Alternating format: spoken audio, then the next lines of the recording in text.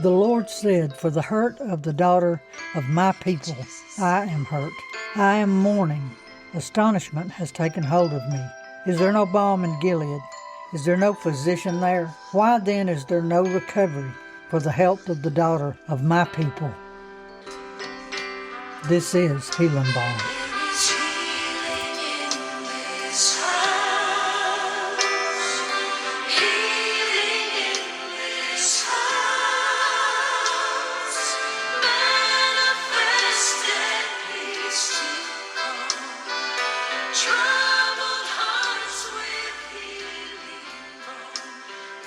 My last message was concerning our younger, upcoming leaders and how unprepared they are to lead because so many have only learned to follow, remaining immature and irresponsible.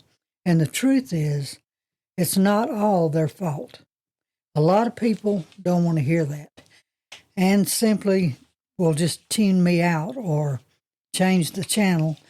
But you know what? You can't change the facts.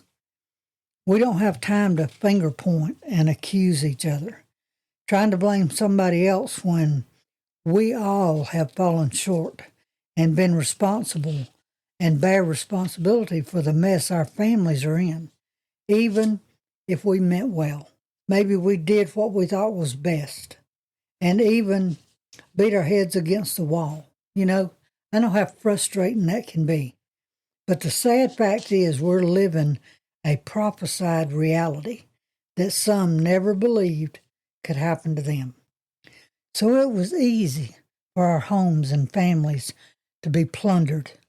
We have a lot of ground to cover concerning how we got here in this broken situation without seeing it coming.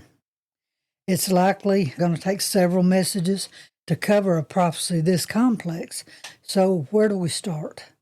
It's going to step on a lot of our toes and stab some of us in the heart, but we can't just shut our eyes and hope that things will change, because if you're gambling on those odds, remember, they can change for the worse. So don't take it for granted. I want to start with Matthew 12:29. How can one enter a strong man's house and plunder his goods unless he first binds the strong man, and then he will plunder his house? Think about that. If the strong man's in a house, they come in to plunder, you're going to bind up the strong man to come in there and just clean house. Not just plundered, robbed of our relationships with our children, parents, family, friends, stolen right out from under our nose while we had our noses in everybody else's business, surfing the net, glued to every form of entertainment available to keep us up to date in this faster than the speed of life information age that we're living in? Do we even consider the damage that we're doing to ourselves and our loved ones by relying on a text message or an email to communicate with people we love? We're so caught up in technology and the newness of it and the fun of it and the learning in itself, stumbling through, trying to figure out how to make it work and indoctrinate it into our lives and our life into it. It has pretty much consumed families. Do we even try to communicate with people we love one-on-one anymore? Do you sit down and talk to your children or your parents or your friends, or do you just shoot them a message? Do you send them a text? Do we treat our closest family and friends like strangers by shooting them that quick text because it's so easy and convenient? We don't take time to even talk anymore. Do you wonder why your children live in their own private escape world that doesn't include you anymore? You realize that you've been shut out of their lives and you're not part of it anymore. You don't know how to reach them because you don't know how to reach inside that device that they have clung to as a family, as a close friend, as a confidant, all of a sudden, that phone or that computer has become their world, their life. And there's evil out there that's just waiting to offer them a love that they're going to be shocked at what they find. If it's not too late for you and your family, how do we stop this insane world from spinning so fast and make and take time to find our families that have fallen by the wayside? What can we do to turn this family division and destruction back?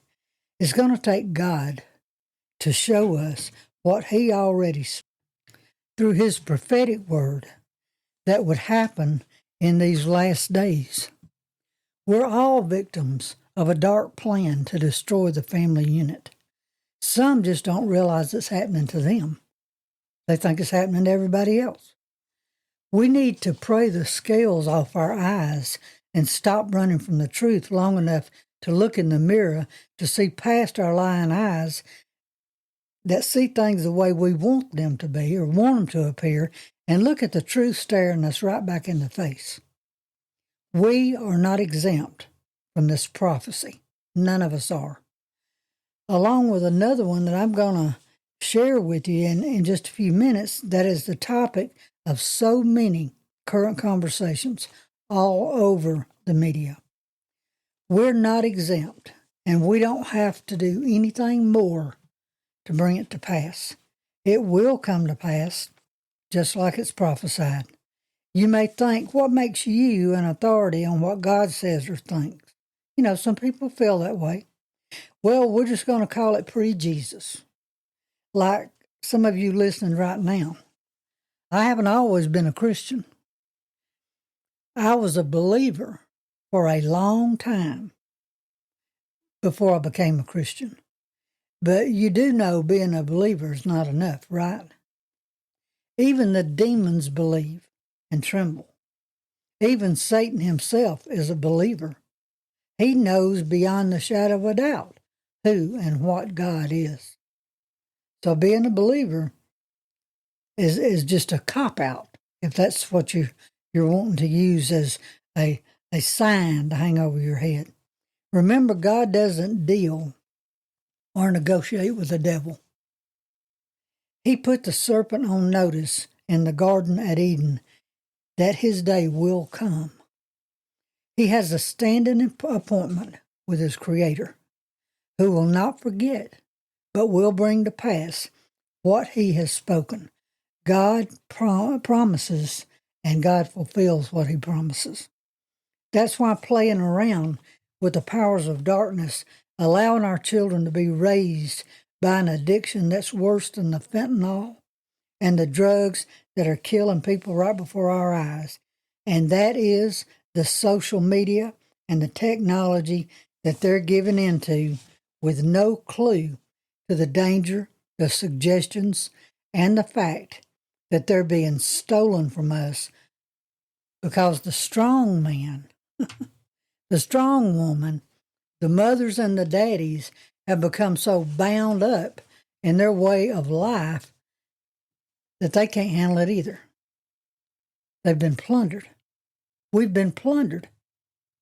There's a word or a phrase that you've likely heard popping up, and if it hasn't hit your home yet, don't get comfortable. The word is estrangement. It walked right into our homes, took a front row seat, and made no attempt to hide. It began with cell phones, texting instead of a live voice. You know how little emotion, you may put an exclamation point or a question mark on something that you're texting to somebody, but there's no emotion. There's no feeling. The bond in the sound of a loving, understanding, concerned voice versus the cold, typed words on a phone screen or a computer. Estrangement is breaking hearts. It's killing love that was once patient and kind. Literal death can be less painful than walking around broken and stunned, empty, helpless, numb, like a TKO or a technical knockout in a Tyson fight. You didn't see the hit or the fatal blow coming, even though you went into the ring or arena prepared to fight, you thought. You're no match for the devil. No match.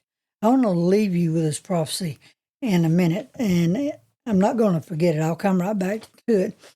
But I was thinking earlier about just how much you miss the voice or the touch of a parent that's no longer with you, or a grandparent, somebody that you love, that was comforting, that you could talk to, you could tell them anything. If nothing else, if you didn't tell them what was going on in your life, just the fact that they would hug you, they would hold you, and they'd tell you everything's going to be all right. Everything's going to work out. I'm here for you. You know, you could feel that love. You could feel that compassion. You can't feel that text. Type cannot take the place of tenderness, of love, of affection, of family, of sitting on a parent's or grandparent's knee, or, you know, just going to see an old grandparent or an old parent. They don't understand what you're doing. They don't understand maybe what you're into. They understand they love you. And you know that they love you, and you're supposed to love them. Are we showing it? Have we totally abandoned our older generation? Or the parts of our family that don't know anything at all about technology? Have we replaced those relationships with all the endless hours, minutes, days, nights that we're spending on these hell phones and technology, and that's become our life? Matthew 10:21 says, "Brother will deliver or betray brother over to death, and the father his children, and children will rise against parents and have them put to death." When I first read that, I thought, boy, that's hard and that's brutal, and I find it hard to believe that some kids are going to raise up and put a parent to death. Well, you know what? You can kill somebody without ever firing a shot. You can kill something on the inside of them and destroy a parent, or a parent can a child. With the lack of love and the lack of affection and some of the things that we say or do, you can do an awful lot of damage. Micah chapter 7, verse 6 highlights the breakdown of family units, noting that children and family members can become enemies within the household.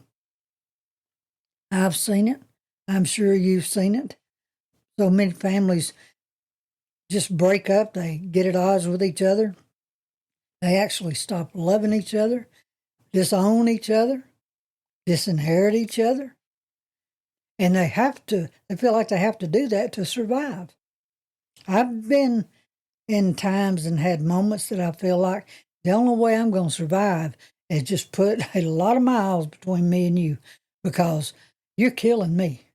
And I'm not the only one that feels that way. You know, these verses are generally interpreted as signs of the end times, or times of severe persecution for believers. Whether you want to label it persecution or not, you need to take a cold, hard look at what's going on. We are aliens in this land. We are foreigners in this country. Nothing is the same. And I know the world don't stop for us. Things continue to change and progress. Look, we're not making progress. We've lost ground. We're going backwards. We've lost the love and the bond that holds families together. You've heard the family that prays together stays together. There's a lot of families, first off, that don't even know how to pray. As far as they know, they could just send God a text. That's about all they know. They don't know how to pray or communicate only if they need something desperately, they might holler out, "Oh God, I need this," or "Lord, I need that." That's praying on Him. That's not praying to Him. That's not having a relationship with God. It's not having a relationship with your family. Just because you sent them a text or an email, maybe left them a note on the table, it's not communicating. So, we are in the days of estrangement. And don't know how it happened, but it happened right under our nose. Until next time, the Lord willing, meditate on those prophecies. Look at your home. Look at your life. Be real with yourself. We've all made mistakes, and hopefully they're not fatal. Hopefully things can be repaired. Pick up the pieces. Acknowledge what's wrong, what's gone wrong. Maybe you need to consider laying that cell phone down. And I've talked about this plenty of times. We're all guilty of that if we own the cell phone, of spending more time with our noses stuck in somebody else's life, looking at the way they live and what the options and opportunities are out there in the world. Well, our kids are doing the same thing. That world out there looks a whole lot more glamorous and more fun than being stuck with us as parents, you know? So we got to open our eyes. And we've got to realize the most valuable thing that we have on this earth is each other, is our family, and love and compassion. Love was very important when Jesus taught. A lot of his sermons were about love. And I see love waxing cold, and I see less and less love in this world. Until next time, meditate on these prophecies. Y'all be blessed.